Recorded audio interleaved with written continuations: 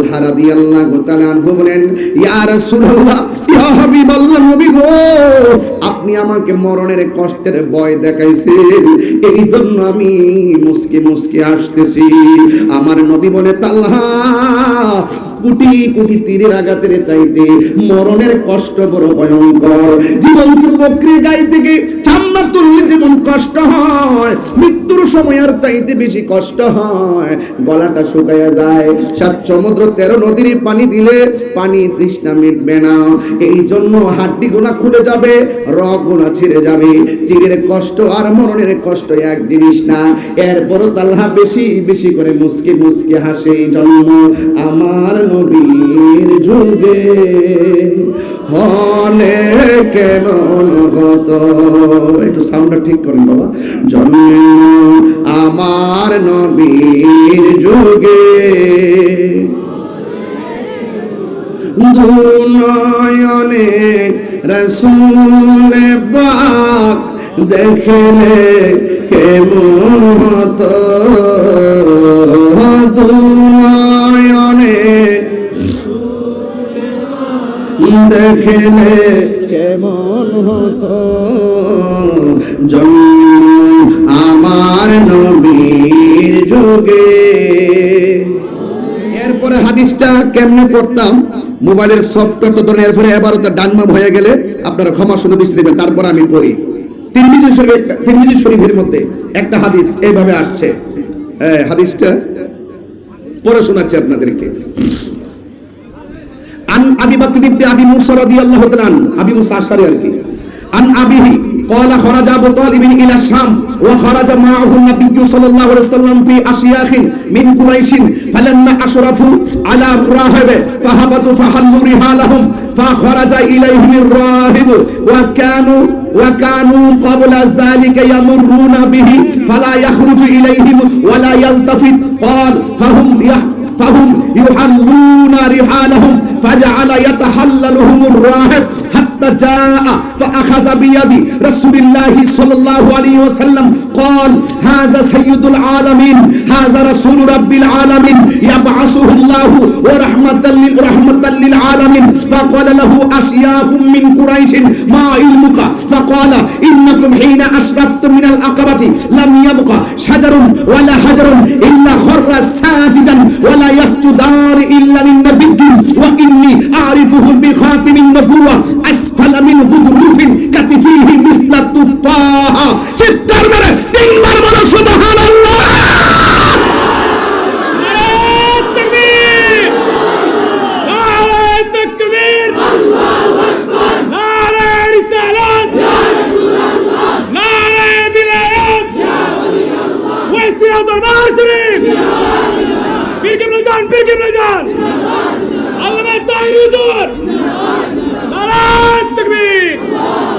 আমি শুধুমাত্র একটু চোখ বুলায় যাই, পরে আপনারা মিলাই নেবেন। তিরমিজি শরীফের হাদিস, হযরতে আবু মুসা আশআরী থেকে বর্ণিত, তিনি বলেন খরাজ আবু তালিব ইলা শাম, আবু তালেব সিরিয়ার উদ্দেশ্যে রওনা হলেন। ওয়া খারাজা মাহু নবী সাল্লাল্লাহু আলাইহি ওয়াসাল্লাম, ওনার সঙ্গে আমার নবী হযরত মুহাম্মদ সাল্লাল্লাহু আলাইহি ওয়াসাল্লাম ছিলেন। ফি আশিয়াখ মিন কুরাইশিন, তার সাথে ছিলেন কুরাইশদের অনেক মুরব্বি। আশিয়াখ শাইখুন আশিয়াখ, এই দেখেন অনেকগুলো মুরব্বি ছিলেন।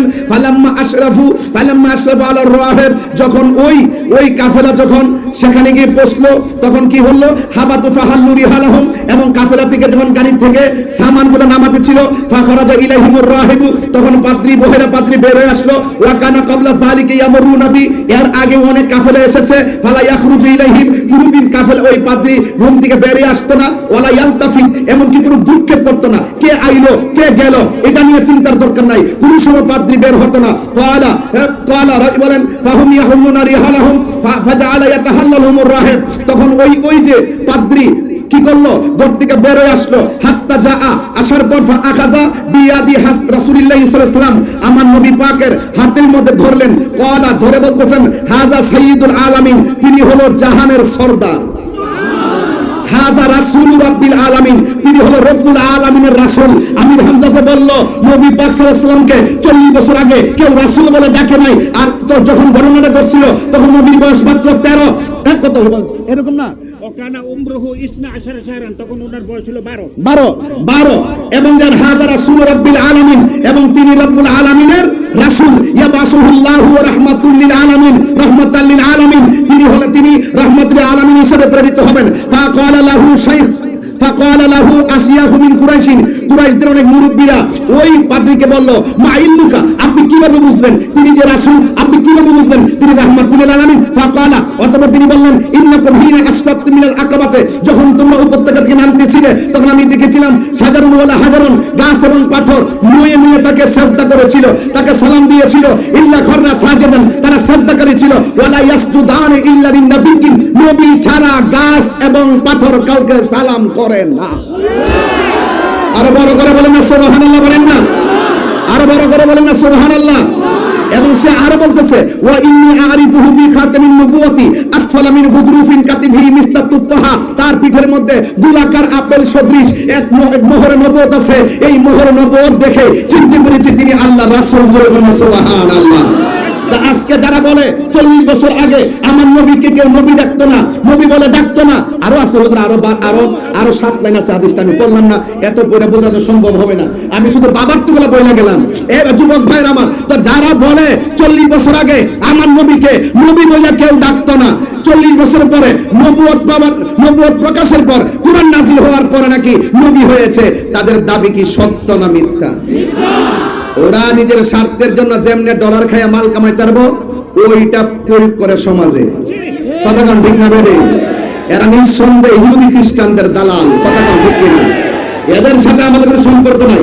এখন অনেকে বলবেন, হুজুর এরা এত বড় হুজুর, তাদের সঙ্গে কথা বলার কি যোগ্যতা আছে?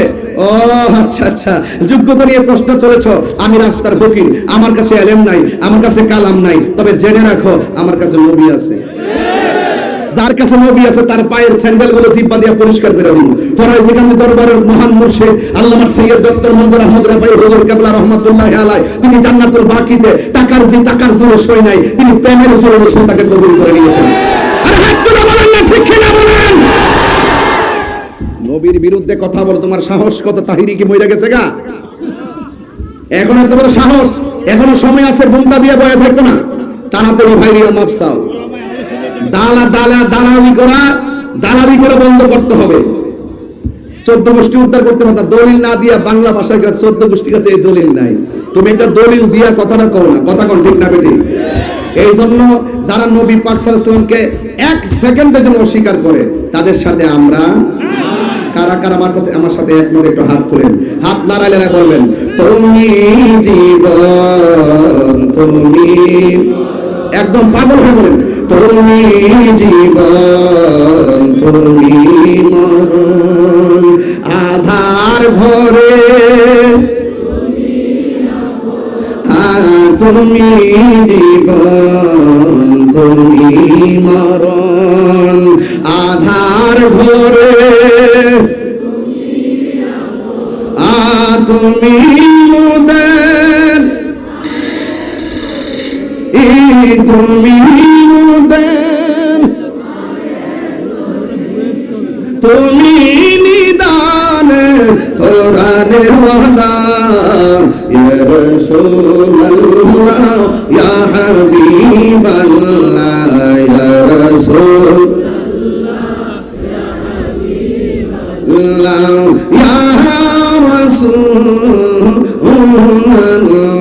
সবাই তুমি মোদের আশার আলো, তাই তো তোমায় বাসি ভালো, তুমি মোদের আশার আলো, তাই তো তোমায় আর হৃদয় নামের ফুলদানিতে, হৃদয়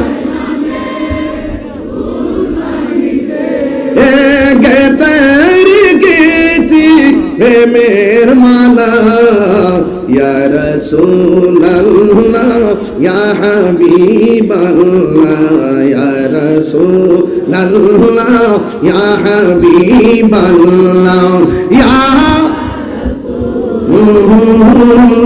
রাসূলুল্লাহ ইয়া রাসূলাল্লাহ ইয়া হাবিবাল্লাহ ইয়া রাসূলুল্লাহ। একটা জবান বন্ধ রাখবেন না, মহব্বতে মায়ার সুরে বলুন সুবহানাল্লাহ। আমার নবীকে জানের চাইতে বেশি ভালোবাসতে হবে। তাই তো আমার নবী পাকের সাহাবায়ে কেরাম নবীকে জীবনের চাইতে বেশি ভালোবাসতেন। কথা কোন ঠিক কিনা? এ বন্ধুরি, ও যুবকের দল, অনুরোধ করে দিয়ে যাই, আজকে এই জামানাটা এমন একটা জামানায় আসলো যে এই জামানায় হক কথা বললে বড় তিতা লাগে। হক কথা তিতা লাগলেও হক কথা বলা বন্ধ করা যাবে না।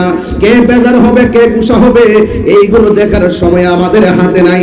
আমাদের নবী থাকলে আর কাউকে নিয়ে চিন্তা নাই। কথা কোন ঠিক কিনা? নবীর পক্ষে থাকতে হবে বাবা। পাথর নবীকে চিনে, গাছি নবীকে চিনে, তথাকথিত জাহেলে মোরাক্কাব নায়েবে শয়তানরা নবীকে চিনল। এই দুঃখ রাখবো কোথায়? আমি ভাবি নাই যে দাজ্জাল আসার আগে যে সিমি দাজ্জাল বেরিয়ে যাবে। হ্যাঁ, আবার দেখি যে ওই তার পক্ষে আবার দালালও আছে। দালাল তো থাকবেই, কিছু কিছু লোক তো দাজ্জালের কাছে ঈমান বিক্রি করবেই। একমাত্র ঈমানদাররা না দাজ্জালরা চিনবে। কথা কোন ঠিক না? তো যারা দাজ্জালের কাছে, দাজ্জালের কারিশমাতিককে যারা হাত মিলাই ফেলবে, এরা তো দাজ্জালকে চিনবে না, কারণ তারা তো আগে থেকে বেঈমান ছিল। কথা কোন ঠিক কিনা? আর যারা ঈমানদার তারা কিন্তু ঠিকই দাজ্জাল চিনবে। ওই তথাকথিতর পিছনে যারা ঘুরে, আসলে তারা ঈমানের স্বাদ পায় নাই। এই জন্য তাকে এক নম্বর বড় হুজুর মনে হইতেছে। এখনো কি টের পাইছো না? এক তাহিরি লারা দিছে। শত শত উলামায়ে আহলুস সুন্নাত ওয়াল জামাতের আকাবাররা যখন, এখনো তো শুধুমাত্র উত্তর দিয়েছে, যখন তারা যখন সবান্ধবে যখন তোমাদের কাছে দলিল চাইবে, ঘরের কোনায় আর লুকায়া থাকতে পারবা না। কথা কোন ঠিক না? তারা আমাদেরকে অনেক তুচ্ছ তাচ্ছিল্য করে। যখন দালিলিক যুদ্ধে হেরে গেছে, তখন তারা আমাকে ব্যক্তিগত অ্যাটাক শুরু করেছে। আমি আমার পরিবারকে ফোন দিলাম কেন, ওয়াজের মধ্যে বসে ফোন ধরলাম কেন, এবার আমার বডিটারে মাথা কাইটটা নিয়ে লাগাই দিয়া বিভিন্ন ধরনের গান টান লাগায় বুঝাইতে চাইতেছে যে আমি মনে হয় না জানে কি ইসলামের ক্ষতি করে ফেলাইছি। আরে বেটা, তোমরা যদি আমার জিকির যেগুলো দেখতেছো, এগুলো তো মুষ্টিমেয় কয়েকটা মাহফিলের আগের জিকির গুলা যারা কাইটটা বাজনা টাজনা ঢুকাইছে। আমরা যদি এইরকম পলিসি অ্যাপ্লাই করি, তোমাদের প্রত্যেকটা ওয়াজের ভিতরে আমরা এরকম ঢুকাইতে পারি, কিন্তু আমরা তোমাদের মতো অত অভদ্র না। কথা কোন ঠিক না বেটি?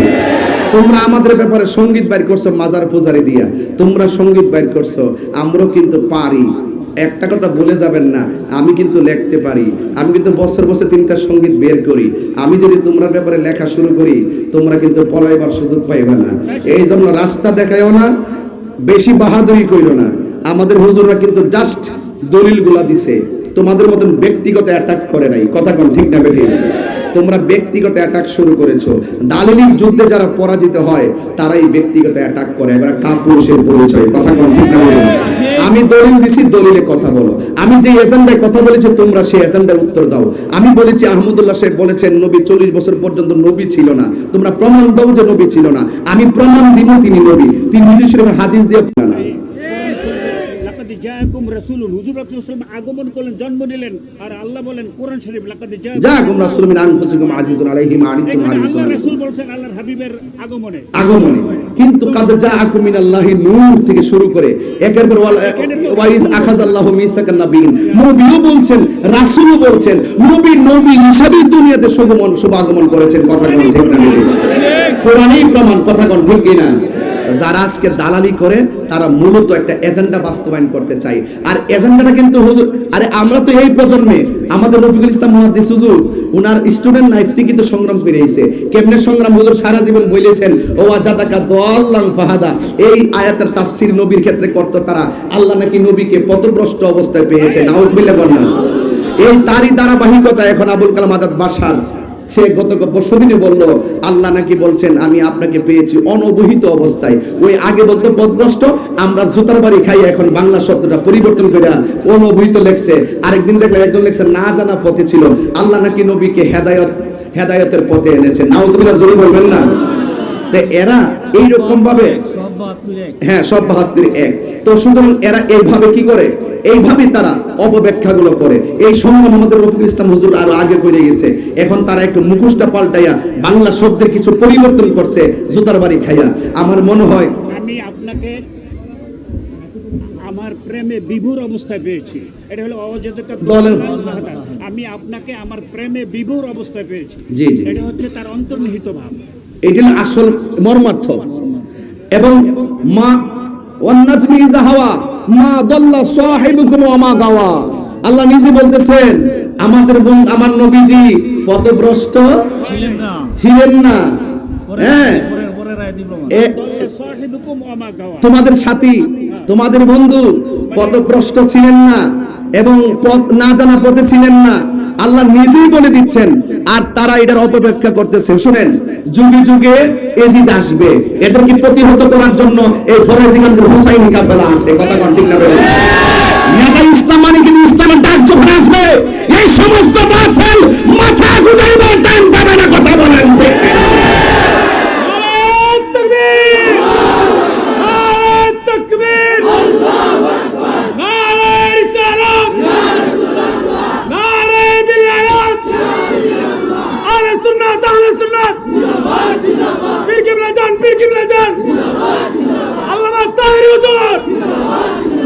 সব একজোট আছেন তো ইনশাল্লাহ? ইনশাল্লাহ আছেন তো? এগুলো নিয়ে আমরা চিন্তা করি না। যেখানে আবু জাহেল সেখানে আবু বকর আছে না নাই? প্রতিহত হবেই হবে। যুগে যুগে মাথা চারা দিয়ে উঠছিল মুসাইলামাতুল কাজ্জাব, ওই বন্ডনবী দাবিদাররা প্রতিহত হয়েছে। কথা কোন ঠিক না বেডে? বলে দেন কুনতু নাবিয়্যা ওয়া আদামু বাইনাল মাই ওয়াত তিন। হুজুর, এরা তো এমন জাহেল, এরা এত জাহেল, ওদের স্বার্থের জন্য সহিহ হাদিসকে তারা জয়ীফ বানায়, চেষ্টা করে আর কি। হ্যাঁ, আন আবি হুরায়রা রাদিয়াল্লাহু তাআলা আন ক্বালু ইয়া রাসূলুল্লাহ মাতা ওয়াজাবাত লাকা নবুওয়া, রাসূলকে জিজ্ঞাসা করা হলো কখন আপনার উপরে নবুয়ত অর্পিত হয়েছে, হ্যাঁ সাব্যস্ত হয়েছে। রাসূল বলেন ওয়া আদামু বাইনা রূহি ওয়াল জাসাদ, আদম যখন তার রূহ এবং দেহের মাঝামাঝি তখন আমি নবী ছিলাম। আরেক জায়গায় লেখছে কুনতু নাবিয়্যা ওয়া আদামু বাইনা রূহি ওয়াল জাসাদ। রাসূল বলেন কুনতু নাবিয়্যান, আমি নবী ছিলাম। জোরে বলেন সুবহানাল্লাহ। রাসূল বলে আমি নবী ছিলাম, আর ওরা বলে নবী নাকি নবী ছিল না। সরাসরি আমার নবীর বিরুদ্ধে অবস্থান নিয়েছে। কথা কোন ঠিক কিনা? ওরা অবস্থান নিয়ে ওদের ঠিকানাটা নিজের এই জাহান্নামের মধ্যে করে রয়েছে। কথা কোন ঠিক কিনা? আমি বলবো এখনো সময় আছে, ফিরে আসো বন্ধু, দরজা খোলা আছে, তওবা করে ভুল স্বীকার করো। আহমদুল্লাহ সাহেবের একটা নীরবতার দ্বারা কতগুলো দালাল বাইরিয়া আজকে নবী পাকের বিরুদ্ধে অপব্যাখ্যা করে জাতিকে গুমরা করছে। এই দায় কি আহমদুল্লাহ সাহেব এড়াইতে পারবে? তিনি সব প্রশ্নের উত্তর দেয়। হুজুর, রাস্তার মধ্যে হাসির ডিম পায়ে বেসন যাইবো কিনা এটার উত্তর দেয়। আবার বাসের মধ্যে বসলে পুরুষ মহিলা পাশাপাশি এক সিটে বসতে পারবো কিনা এটার উত্তর দেয়।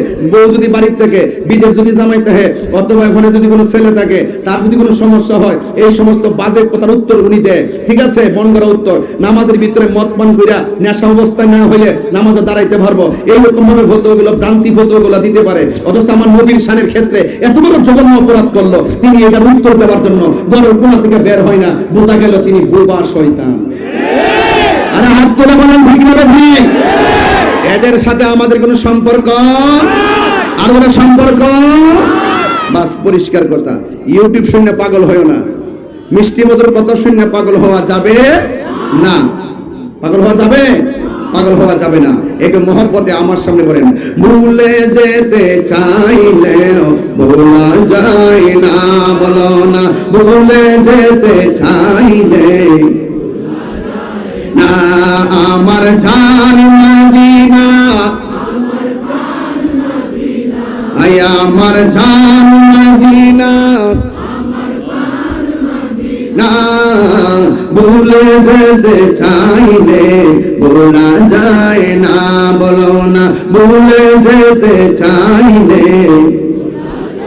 মদিনার স্মৃতিগুলি ভাবি বারে বার, কবে আমি দেখা পাবো রোজা তোমার। মদিনার স্মৃতিগুলি ভাবি বারে, আর কবে আমি দেখা পাবো রোজা তোমার। মদিনাতে যাব আমি হলাম দেওয়ানা।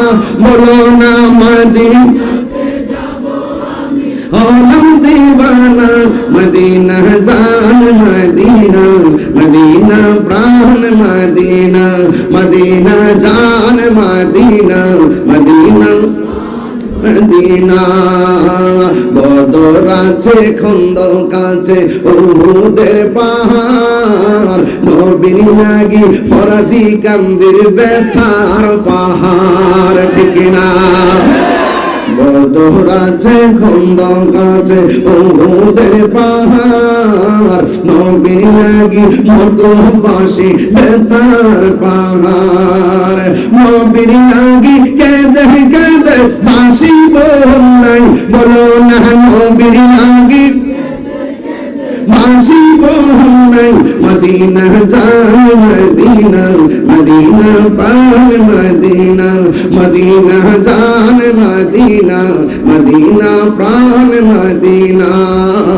ভুলে যেতে চাইলে না বলো না ভুলে যেতে চাইলে যাই না আমার জান মদিনা জবান খুলে না আমার জান মদিনা ভুলে যেতে চাইলে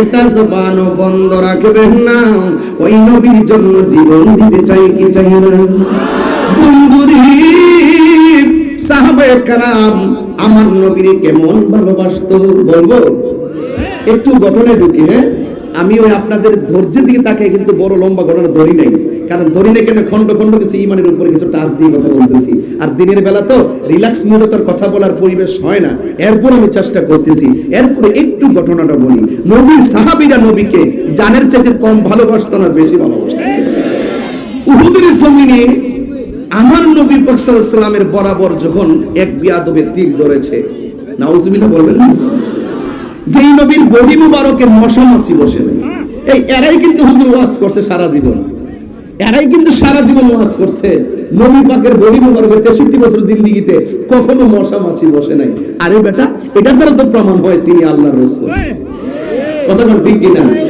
এর মশা ছিল মাছি এরপরে হালিমার ঘরে যখন গেল হালিমা তো সাদিয়া রাদিয়াল্লাহু আনহা ঘরে যাওয়ার পরে এক স্তরের দুধ পান করেছে আরেক স্তরের দুধ ভাইয়ের জন্য রেখে দিয়েছেন এটা কি অন্য সাধারণ মানুষের পক্ষে এই ইনসাফ করা সম্ভব একমাত্র নবীর পক্ষে সম্ভব ওরাই ওয়াজের ভিতরে বলে নবীর জীবনে এই 40 বছরে একটা গুনাহ কেউ করে একটা অপরাধ করে নাই কথা কোন ঠিক কিনা এরাই এইগুলো বলতেছে আবার ওরাই মওদুদি এজেন্ডা বাস্তবায়নের চেষ্টা করতেছে কথা কোন ঠিক না একটু বলেন এক স্তরে দুধ পান করেছে আরেকজন তাহলে শিশু অবস্থায় তিনি জানতেন যে ওনার দুধ ভাতা আছে ভাইয়ের হক তিনি রেখে দিয়েছেন ওই সময়ও গোটা পৃথিবীর জ্ঞান আল্লাহ তাকে দিয়েছিলেন সুবহানাল্লাহ এটাই তো বললাম যে ইনসাফ কত ইনসাফটা কি অন্য বাচ্চাদের পক্ষে করা সম্ভব তিনি আল্লাহর হাবিব ছিলেন সেই জন্যই সম্ভব কথা কোন ঠিক না এই জন্য যুবক ভাইরা আমার যাই হোক এটা অনেক কথা এগুলো ব্যাখ্যার কোনো বিষয় না এই প্রজন্মের মধ্যে আয়েশা যে নবীর বিরুদ্ধে অবস্থান নিয়ে 63 বছরের ভিতরে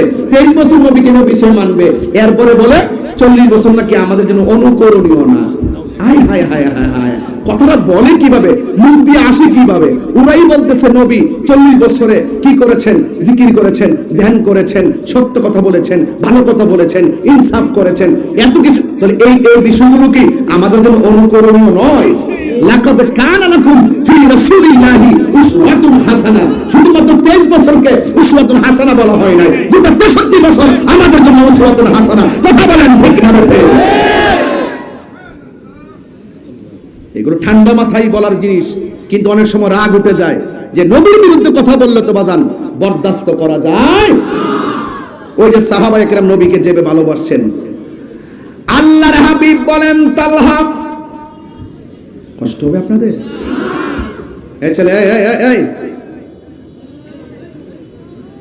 কি নীল বলবেই না স্যার বাবা কি সমস্যা আছে আপনার বসুন বসুন এটা সাধারণ জিনিস না এই প্রজন্মে ঈমান পরীক্ষা চলতেছে কথা কোন ঠিক কিনা সাধারণ জিনিস না কিন্তু আমার নবীকে জড়ায়া ধরতে গেছে আমার নবী ডাক দিয়ে কয় পাগল তুমি আমাকে এমন ভাবে জড়ায়া ধরলে কেন পাগলা বলে নবী গো ওই বেয়াদব আপনার বরাবর তীর ধরেছে আমি তালহার সামনে যদি আপনার বুড়ি মুবারকে পাথর কিংবা তীর লাগে, আমি আল্লাহর দরবারে কি জবাব দিব? হযরত তালহা রাদিয়াল্লাহু তাআলা আনহু আমার নবীকে জড়ায়া ধরল। এ বন্ধু, আমার নবীকে জড়ায়া ধরার পর পিছন দিক দিয়া তালহার গায়ের মধ্যে তীর লেগে গেছে, কলিজা বরাবর স্পর্শ করলো। আমার নবী বলে, হে তালহা, তুমি আমার এমন ভাবে জড়ায়া দইরা নিজের বডির মধ্যে তুমি তীরের আঘাতটা নিয়েছো। কথা বলতে দেরি তালহার মাথার মধ্যে একটা পাথর পড়েছে, রক্ত আর রক্ত, কিন্তু নবীর বডি মুবারকের মধ্যে তালহা পাথর লাগতে দেয় নাই। হযরতে তালহা রাদিয়াল্লাহু তাআলা আনহু আমার নবীর প্রতি অপূর্ব ভালোবাসা প্রদর্শন করে নবীকে জড়ায়া ধরেছে। আমার নবী বলে, তালহা আমাকে ছেড়ে দাও, তোমার ব্যথা লাগবে। যেই মাত্র ব্যথার কথা বলছেন, তালহা মুস্কি মুস্কি হাসতে শুরু করলেন। তালহা তুমি হাসো কেন? আমার নবীর কাছে তালহা রাদিয়াল্লাহু তাআলা আনহু বলেন, নবী গো, আপনি আমাকে ব্যথার বই দেখাইছেন, এই জন্য আমি মুস্কি মুস্কি হাসতেছি। আমার নবী বলে, হে তালহা, ব্যথা পাইলে কান্দে, ব্যথা পাইলে কেউ হাসি দেয় না, তুমি কেন মুস্কি মুস্কি হাসতেছো? তালহা বলি, ইয়া রাসূলুল্লাহ, আপনি আমাকে ব্যথার ভয় দেখাইছেন, ব্যথার কথা স্মরণ করেছেন, তাই আমি হাসতেছি। তালহা, ব্যথা পাইলে কেউ হাসে নাকি? তালহা বলে, নবী গো, আমি ব্যথা পাইতাম কেমনে? আমার পিঠের মধ্যে যদিও লাগতেছে বিষের তীর, আমার বুকটা তো লাইগা রইছে রাহমাতুল লিল আলামিনের সিনা মুবারকের সঙ্গে। ইয়া রাসূলুল্লাহ, নবী গো, আপনার সিনা মুবারকের সঙ্গে যার বুক লাইগা রইছে, পিস্তলের বিষের তীর আমার গায়ে ব্যথার স্পর্শ করে না। এবার আমার নবী বলে, তালহা, তোমার গায়ে থেকে যেমনে রক্ত ঝরতেছে তুমি ইন্তেকাল করতে পারো, এমন ভাবে রক্তকরণ হতেছে তুমি দুনিয়া থেকে বিদায় নিতে পারো। এই কথা বলার পরে তালহা রাদিয়াল্লাহু তাআলা আনহু বেশি বেশি করে মুস্কি হাসতেছেন। জিজ্ঞাসা করা হয়, হ্যাঁ তালহা, তুমি মুস্কি মুস্কি হাসো কেন? মরণের কথা বললে সবাই কাঁদে, তুমি মরণের কথা শুই না কেন মুস্কি মুস্কি হাসতেছো? তালহা রাদিয়াল্লাহু তাআলা আনহু বলেন, ইয়া রাসূলুল্লাহ, ইয়া হাবিবাল্লাহ, নবী গো, আপনি আমাকে মরণের কষ্টের ভয় দেখাইছেন, এই জন্য আমি মুস্কি মুস্কি হাসতেছি। আমার নবী বলে, তালহা, কোটি কোটি তীরের আঘাতের চাইতে মরণের কষ্ট বড় ভয়ঙ্কর। জীবন্ত বকরির গায়ে থেকে চামড়া তুললে যেমন কষ্ট হয়, মৃত্যুর সময় আর চাইতে বেশি কষ্ট হয়, গলাটা শুকায়া যায়। 7 সমুদ্র 13 নদীর পানি দিলে পানি তৃষ্ণা মিটবে না, এই জন্য হাড্ডিগুলা খুলে যাবে, রগগুলা ছিঁড়ে যাবে। তীরের কষ্ট আর মরণের কষ্ট এক জিনিস না। এরপরও তালহা বেশি বেশি করে মুস্কি মুস্কি হাসে। এই জন্য আমার নবীর যুগে হলে কেমন হতো, একটু সাউন্ডটা ঠিক করেন বাবা, জন্ম আমার নবীর যুগে দুনয়নে রাসূল পাক দেখলে কেমন হতো, দুনয়নে দেখলে কেমন হতো, জন্ম আমার নবীর যুগে আসিত বেশে হযরতে বেলালের মধুর আযান, সেই আযানে ছিল এমন প্রেম মুগ্ধ রহমান। আসিত বেশে হযরতে বেলালের মধুর আযান, সেই আযানে ছিল এমন প্রেম মুগ্ধ রহমান। দয়াল নবীর পিছে নামাজ পড়লে কেমন হতো, দয়াল যে নামাজ পড়লে কেমন হতো দুনয়নে রাসূলে পাক হাত তুলতেন না দুনয়নে রাসূলে পাক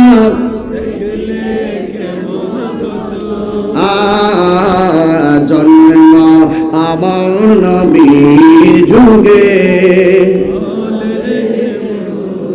একটা জবান বন্ধ রাখবেন না মহব্বত মায়ার সুরে বলুন ইয়া রাসূলুল্লাহ আর মায়ার সুরে বলি ইয়া রাসূলুল্লাহ বন্ধু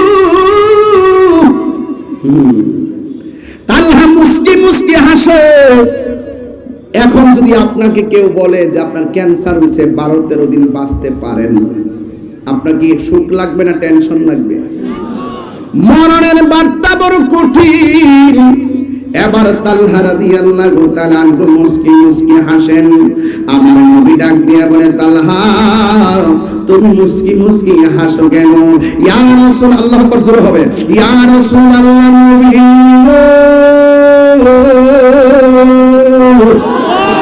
ও মায়ার নবীজি আপনি আমাকে মরণের কষ্টের ভয়ের কথা বলেছেন এই জন্য আমি হাসতেছি আমার নবী বলে মরণের কষ্টের কথা শুনলে কে কেউ হাসে নাকি তালহা রাদিয়াল্লাহু তাআলা বলে নবী গো আমি কি হাসতাম না তো কাঁদতাম নি যেই তালহার চোখের সামনে নবী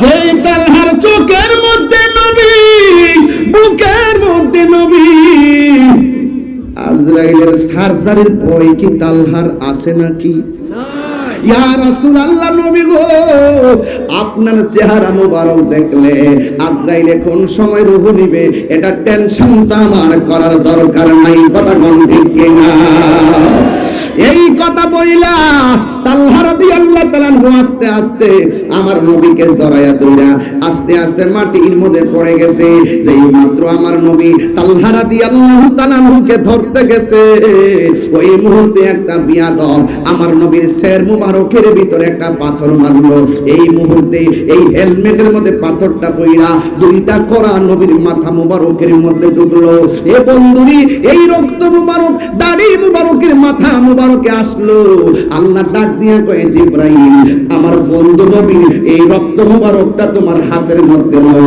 কারণ এই রক্ত মুবারক যদি এক ফোঁটা জমিনে পড়ে এই জমিনে আর গাছপালা হবে না জোরে জোরে কি আল্লাহু আকবার বলা যাবে না আল্লাহ আল্লাহ আল্লাহ আল্লাহ আল্লাহ আল্লাহ মুর্শিদ মুর্শিদ কইরা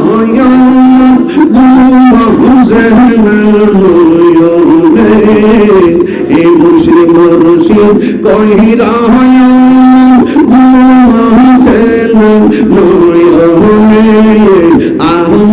রে মনে মাশাআল্লাহ আমি তোমায় ভালোবাসি পাগলের মতো যত কাঁদাও কাঁদব আমি জনমের মতো মারহাবা আল্লাহ আল্লাহ আল্লাহ দূরে যদি রাখো মুর্শিদ রাইব যাইব বলো কারদারে আমার প্রেম ইবাদত মনজুর কে মনে আল্লাহ আল্লাহ আল্লাহ আল্লাহ আল্লাহ আল্লাহ আল্লাহ তোমার প্রেমে বইরা বইরা অন্তর হইল ছায়া আয় তোমার প্রেমে কাঁদিয়া কাঁদিয়া রোজনি কাটাইয়া আল্লাহ আল্লাহ আল্লাহ আল্লাহ আল্লাহ আল্লাহ মায়া যদি লাগে মুর্শিদ রাই গো মায়া নজরে আহমদ রে বুলিবা মুর্শিদকে মনে আল্লাহ আল্লাহ আল্লাহ আল্লাহ আল্লাহ আমার মুর্শিদ আমার মনে কাঁদে আল্লাহ আল্লাহ আল্লাহ কে মনে করে নীল হয়ে মন কে মনে করে নীল হয়ে মন প্রেমী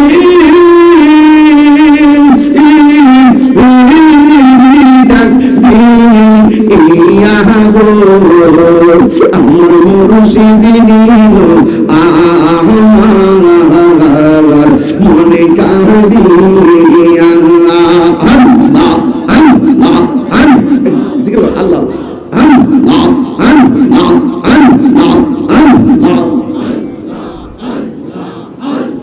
মুর্শিদ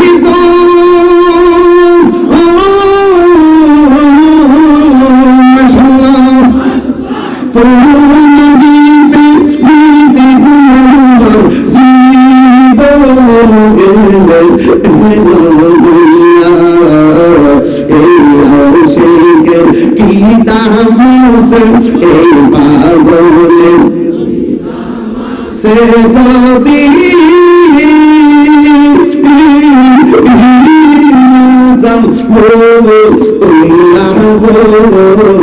আমার মঞ্জুর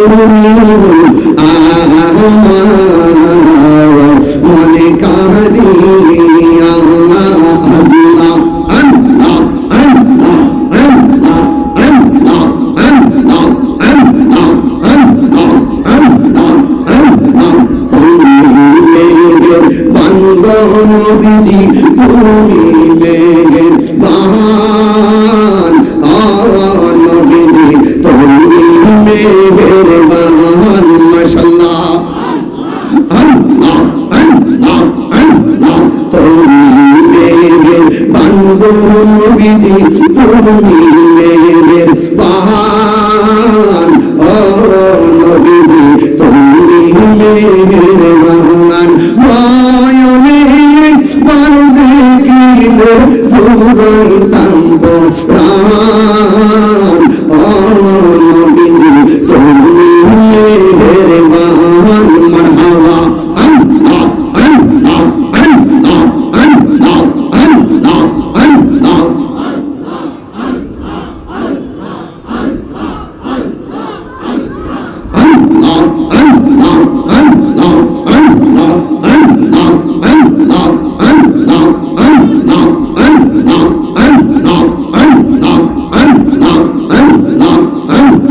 মুর্শিদ কেন বুঝানা